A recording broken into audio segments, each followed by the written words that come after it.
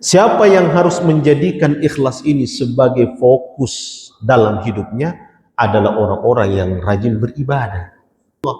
Tapi dia memperturutkan atau mengikutkan niatnya karena Allah itu dengan yang lainnya. Karena memang keberuntungan seorang muslim itu ketika dalam hidupnya ada momen di mana dia mencari persembahan amal solehnya itu yang betul-betul dilakukan ikhlas karena Allah. Sholat dengan ikhlas berat. Berbuat baik kepada orang dengan ikhlas berat. Kenapa? Karena terlalu banyak kadang-kadang kepentingan yang ikut serta di dalamnya.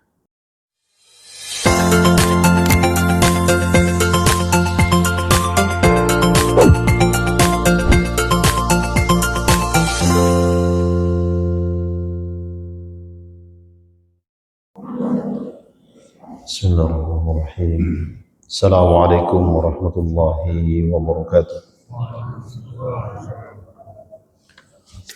Alhamdulillahi rabbil alamin. Wa bihi nasta'inu ala umri dunya waddin. Asyhadu an la ilaha illallah wahdahu la syarika lah wa asyhadu anna Muhammadan abduhu wa rasuluh. Subhanaka la ilma lana illa ma 'allamtana innaka antal alimul hakim. Rabbi israh li sadri wa yassir li amri wahlul 'uqdatam min lisani yafqahu qawli. Allahumma 'allimna ma yanfa'una wanfa'na bima 'allamtana wa zidna 'ilma. Jamaah sekalian, bapak-bapak dan ibu-ibu yang saya hormati, semoga Allah Subhanahu wa taala memuliakan kita semua di dunia ini dan di akhirat kelak insyaallah. Insyaallah ini adalah pertemuan yang ketiga, di mana dua pertemuan termasuk pertemuan pada kesempatan ini kita membincangkan tentang makna ikhlas. Dan kita ini semua untuk forum ini adalah forum silaturahim. Agak susah kalau mau saya sebut kajian. Paling pasnya adalah kita bermuwajahah dan berjumpa dalam rangka silaturahim. Setelah kita melaksanakan sholat, lalu kemudian kita silaturahim. Ada suasana take and give, saling memberi dan mengambil. Al-akhdhu wal-ita'. Ada suasana di mana kita mengambil faedah dan memberi faedah. Saya rasa begitu paling pas untuk membahasakannya. Pada pertemuan yang lalu kita sudah bicarakan sekilas tentang makna ikhlas. Kata-kata ikhlas ini dikenal sebenarnya sebelum datangnya Islam di tengah-tengah bangsa Arab ketika itu. Kata ikhlas ini sudah dikenal. Sehingga di antara mereka dahulu ada yang menyebut ikhlasul laban, mengikhlaskan susu. Di kalangan Arab juga dikenal dengan ikhlasul asal. Ini sebelum datangnya Islam. Mengikhlaskan madu. Maksudnya apa?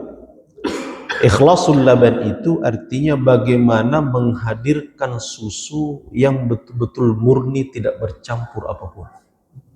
Itu namanya ikhlasul laban. Begitu juga ikhlasul asal, menghadirkan madu yang betul-betul murni, tidak ada campurannya sedikit pun. Jadi kata ikhlas, dan itu kemudian menjadi prinsip dalam hidup, itu sudah dikenal sebelumnya, jauh bahkan sebelumnya datangnya Islam. Nah, konteksnya dengan amal, ibadah yang kita lakukan, disinilah letaknya Islam mendudukkan kata ikhlas itu. Bagaimana seorang hamba melaksanakan satu amal ibadah ikhlas. Kurang lebih kalau kita mau bahasakan supaya mudah kita pahami, sebagaimana ikhlasnya kalau madu itu tidak bercampur apa-apa. Sebagaimana ikhlasnya kalau susu itu tidak ada campurannya, artinya betul-betul murni. Begitulah hendaknya ketika seorang hamba melakukan ibadah kepada Allah betul-betul murni, tidak ada campuran sedikit.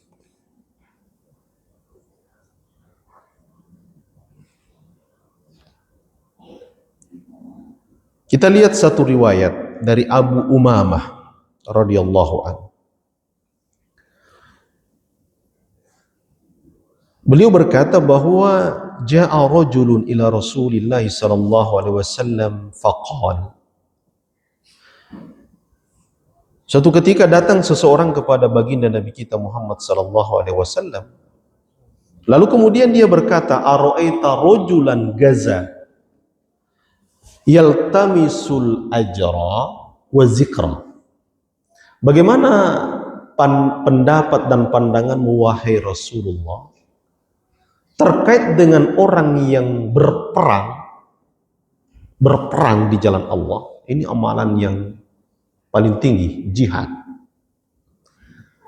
Ya, kalau kita mau kiaskan dengan amalan lain, bagaimana pandanganmu wahai Rasulullah tentang seseorang yang melakukan amal ibadah, misalnya sholat, ya, atau mengeluarkan zakat atau bersedekah, tapi kemudian yaltamisu al-ajra wa zikr, tapi dia dalam melakukan amal ibadah itu dia menginginkan pahala di sisi Allah Subhanahu wa taala, tapi dia juga ingin disebut-sebut.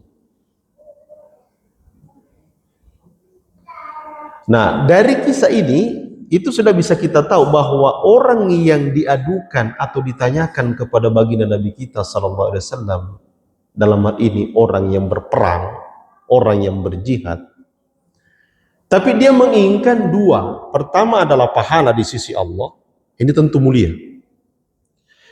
Tapi di samping itu dia juga menginginkan supaya dia disebut-sebut. Az-zikr, disebut namanya. Artinya supaya dia ditahu bahwa dia adalah pemberani. Dia adalah seorang mujahid. Dia adalah orang yang berperang di jalan Allah Subhanahu wa taala. Malahu. Lalu kemudian Abu Umamah mengatakan kepada Nabi, ya, atau orang ini mengatakan kepada Nabi SAW, kira-kira orang yang begini melaksanakan ibadah, apa baginya di sisi Allah Subhanahu wa taala? Maka kata Nabi SAW, faqala Rasulullah SAW, la syai'a lahu. Tidak ada sedikit pun bahagiannya di sisi Allah Subhanahu wa taala.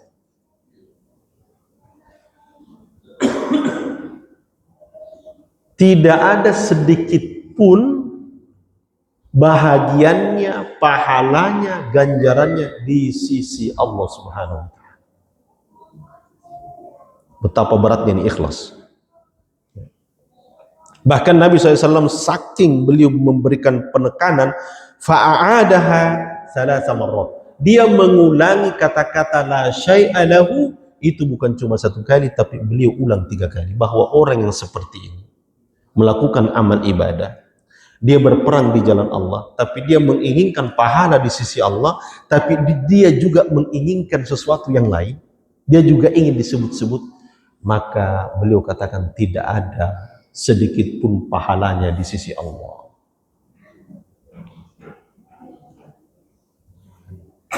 La syai' ada.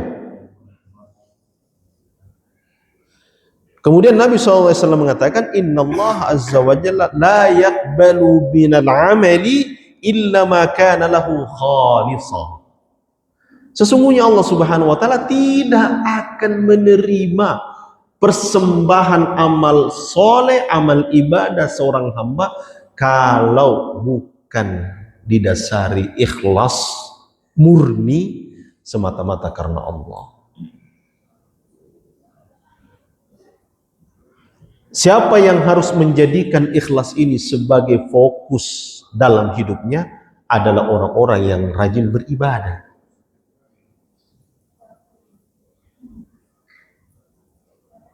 Karena ini hanya masuk di ranah orang yang beribadah. Kalau orang yang tidak beribadah, tidak. Ngapain dia perjuangkan ikhlas kalau dia tidak pernah melaksanakan amal soleh?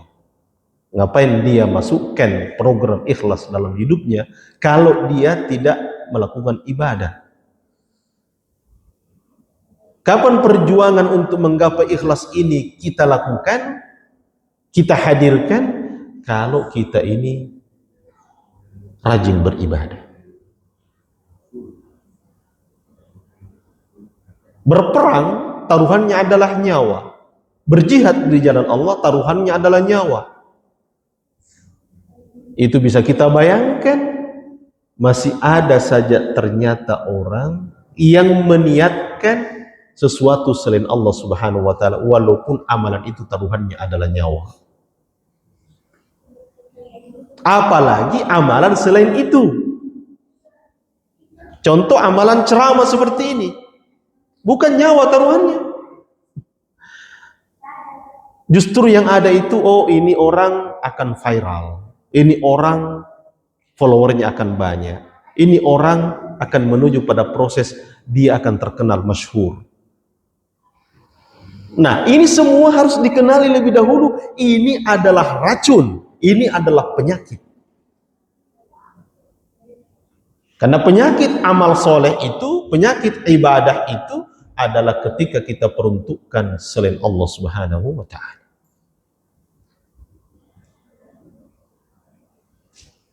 Jadi ada orang yang sudah sampai kepada tingkat dia ma'allah, dalam melaksanakan ibadah itu sudah bersama dengan Allah, tapi dia memperturutkan atau mengikutkan niatnya karena Allah itu dengan yang lainnya.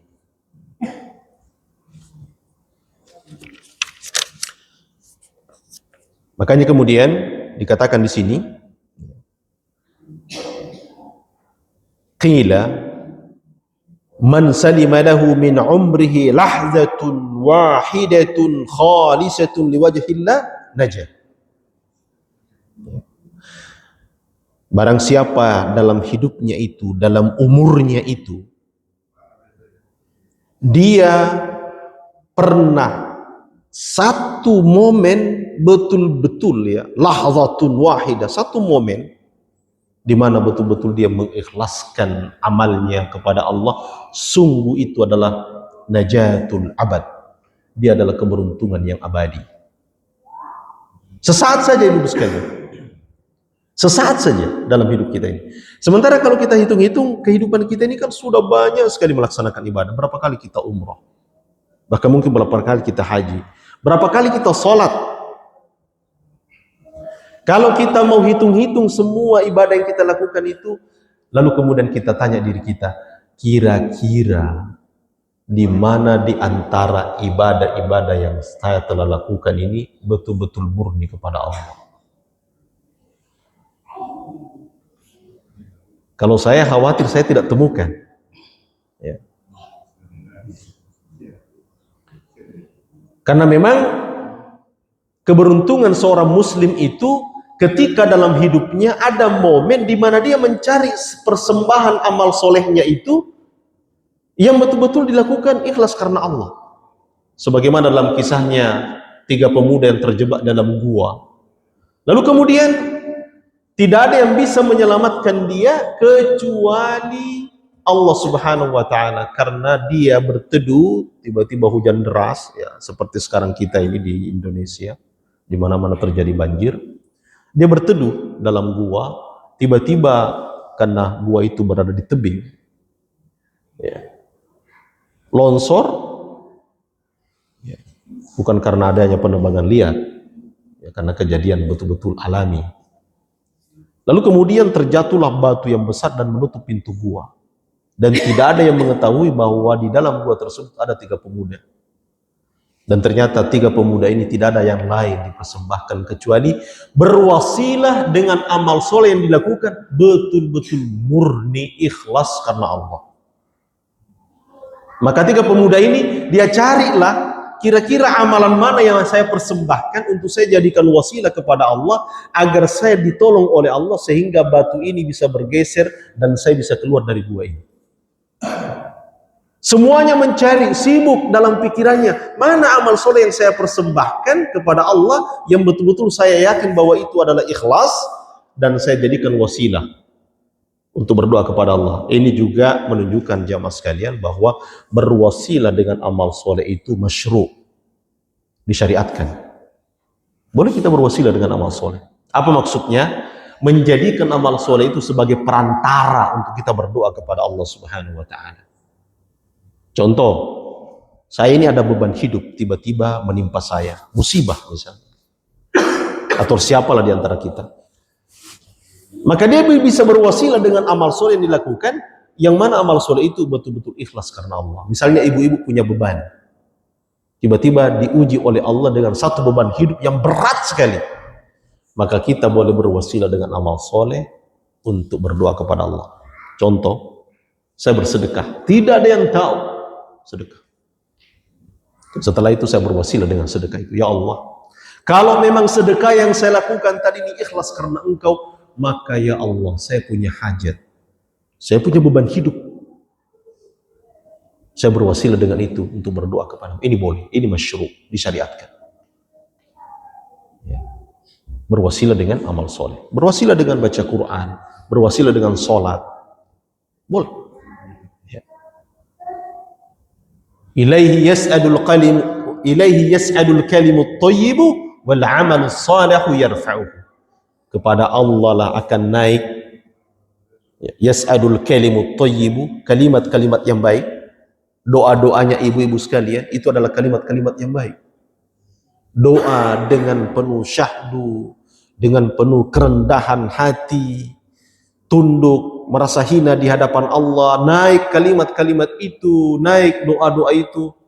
Wal amalus shalihu yarfa'uhu, dan amal soleh yang mengangkatnya. Maksudnya apa? Ini orang berdoa dan dia berwasil dengan amal solehnya, sehingga dia kalimat-kalimat yang baiknya itu, doa-doanya itu diangkat, didorong oleh amal solehnya untuk naik kepada Allah Subhanahu wa taala. Ini namanya wasilah. Boleh. Maka kisahnya 3 pemuda ini ya, ada yang berbakti kepada kedua orang tuanya, ada yang berbuat baik kepada anak buah atau karyawannya, dan ada orang yang diuji ya, dengan wanita yang mana orang tuanya dia bantu, tapi syaratnya anak gadisnya harus dia serahkan. Begitu sudah mau dia lakukan sesuatu berdasarkan hawa nafsunya, tiba-tiba dia ingat Allah Subhanahu wa taala dan dia tinggalkan wanita tersebut. Ya. Kalau laki-laki yang kedua adalah dia memiliki usaha, lalu kemudian ada karyawannya yang belum diambil penuh gajinya, dia sudah tinggalkan perusahaan, dia sudah resign gitu. Tapi kemudian gajinya ini dia kembangkan, lalu kemudian berlalulah beberapa tahun kemudian datang orang tersebut dan meminta sisa uangnya, sisa gajinya, dan dia katakan, gajimu itu saya kembangkan dan hasilnya ini semua, silakan engkau ambil. Ini luar biasa ini amalannya ya. Kalau yang ketiga adalah orang yang berbakti kepada kedua orang tuanya, dia semua menengadah kepada Allah, dia angkat tangannya dengan berwasilah dengan amal soleh yang betul-betul dilakukan ikhlas karena Allah, maka batu itu pelan-pelan bergeser, lalu kemudian mereka bisa keluar. Artinya apa? Ada satu momen yang Allah hadirkan kepada ketiga pemuda ini, di mana dia menghitung-hitung semua amal solehnya itu, semua amal ibadahnya itu, kira-kira mana yang pantas untuk dijadikan wasilah berdoa kepada Allah. Artinya dia pilihlah amal yang dilakukan, dia yakin bahwa ini saya lakukan betul-betul ikhlas kepada Allah Subhanahu wa taala. Sehingga dikatakan di sini bahwa barang siapa yang ikhlas sesaat saja, tidak usah semua ibadah kita ini ikhlas, sesaat saja, maka itu adalah keberuntungan yang abadi. Akan tetapi, kata para ulama kita, walakinnal ikhlas azim, tapi ikhlas itu berat. Berat. Ikhlas itu berat. Melaksanakan amal ibadah berat, bersedekah dengan ikhlas berat, sholat dengan ikhlas berat, berbuat baik kepada orang dengan ikhlas berat. Kenapa? Karena terlalu banyak kadang-kadang kepentingan yang ikut serta di dalamnya. Banyak motifnya, banyak keinginan-keinginan yang lain.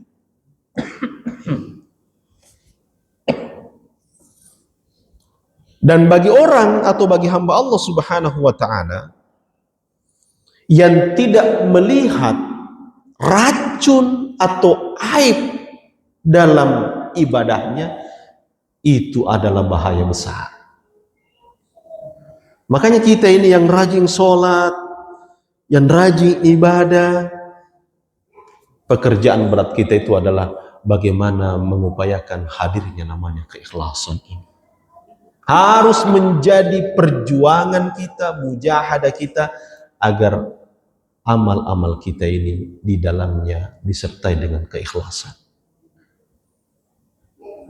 Kadang-kadang ada orang bertanya, apa bedanya dengan niat? Dalam kitab ini, itu dijelaskan secara khusus definisi niat.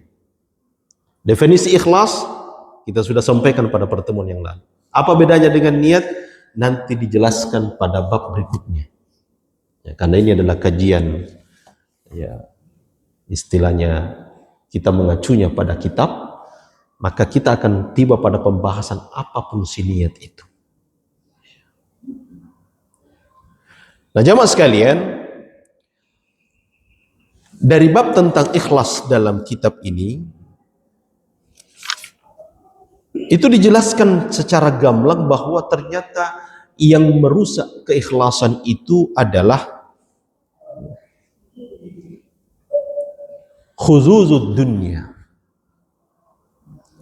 Keinginan-keinginan kita yang bersifat duniawi.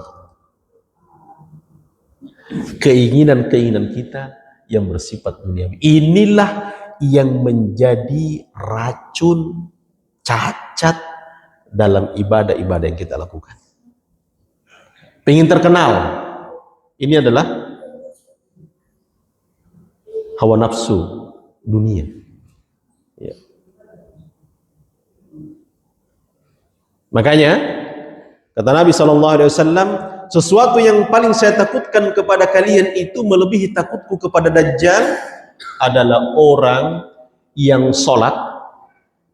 Bisa kita perhatikan jemaah sekalian. Adalah orang yang sholat, lalu kemudian orang melihatnya, fayuhsinu sholatahu, lalu kemudian dia memperindah sholatnya.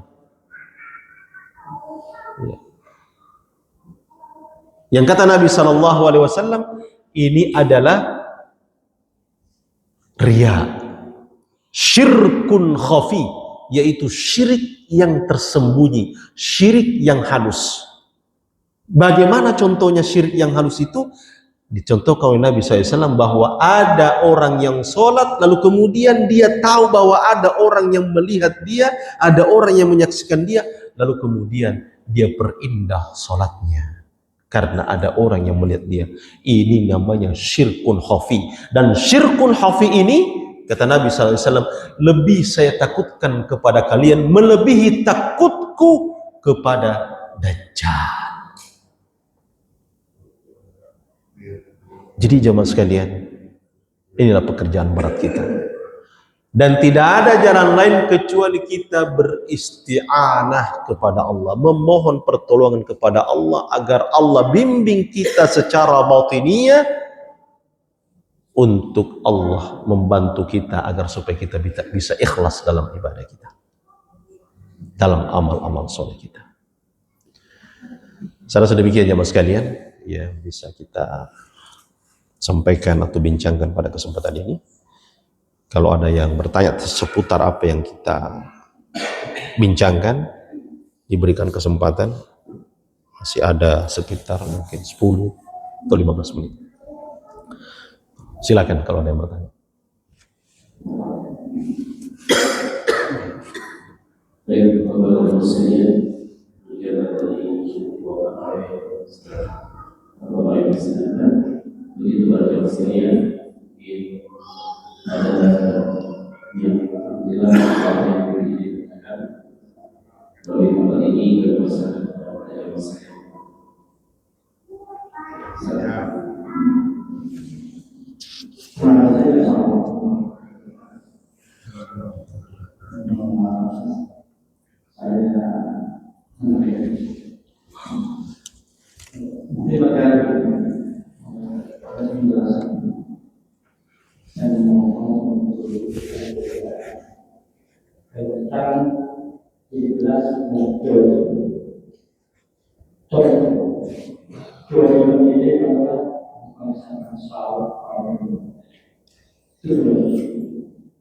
Kemudian dalam melaksanakan barangkali ada yang mana yang disebutkan dan mana yang bisa menyatukan sehingga daripada yang ada dari sini. Yang kedua, saya ingat bahwa ada yang membantu bisa sejajar dengan dalam, tapi itu bukan intinya. Ini bagaimana kita menyampaikan pertanyaan saya begini. Saya sendiri ketika saya melaksanakan salat, itu banyak berpikir begini, sehingga masa terganggu. Mungkin bakal saya teringat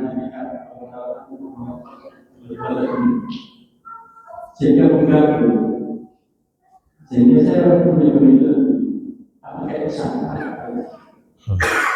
Itu banyak dari teman-teman yang saya tidak sama. Kira-kira itu yang saya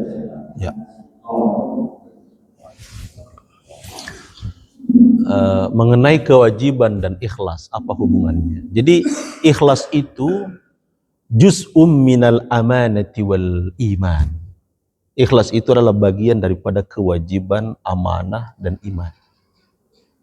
Ya, jadi itu bagian dia. Nah, sementara kita ini kalau sudah sholat, tanpa melihat konteks ikhlas atau tidak, berarti kita sudah melaksanakan satu kewajiban. Ya kan? Nah, level ibadah kita, ibadah seorang hamba di hadapan Allah itu memang bertingkat-tingkat dalam melaksanakan kewajiban. Ada levelnya sekedar menggugurkan kewajiban. Namanya baro'atun minaz zimmah. Baro'atun minaz zimmah itu contohnya, saya sholat subuh tadi. Berarti saya sudah baro'atun minaz zimmah. Saya sudah terlepas dari kewajiban saya. Saya sudah laksanakan tadi. Nah, adapun tingkatannya di hadapan Allah Subhanahu wa taala, karena ada amalan hamba itu yang memang diangkat oleh Allah setinggi-tingginya, tinggi sekali. Bihasbin niyah, itu tergantung niat dan keikhlasannya. Dan ada amalan seorang hamba, kita tadi ini sama-sama kan sholat subuh, gerakannya sama. Dari awal sampai Z. Dari awal sampai akhir. Tapi kedudukan nilai ibadah kita di mata Allah tidak sama. Secara lahiriah kita sama-sama. Tapi kita semua tadi ini bisa kita pastikan bahwa kita telah baro'atun minaz zimmah. Kita telah lepas kewajiban kita, selesai semua. Adapun level ibadah yang kita lakukan ini, itu bertingkat-tingkat sesuai dengan tingkat keikhlasan kita. Itu bedanya. Ya.